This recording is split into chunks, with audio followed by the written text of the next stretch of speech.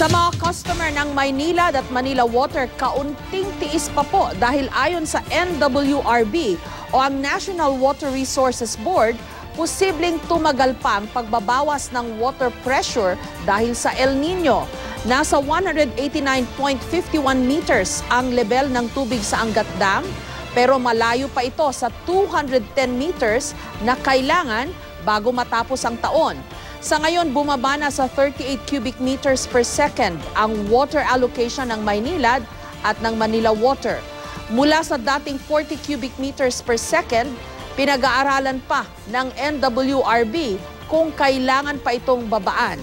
Sa Angat Dam din kumukuha ng tubig para sa irigasyon ng mga sakahan sa Central Luzon. Pero nauna nang sinuspinde ng water allocation para sa mga sakahan dahil mas prioridad daw ang supply ng tubig para sa mga bahay.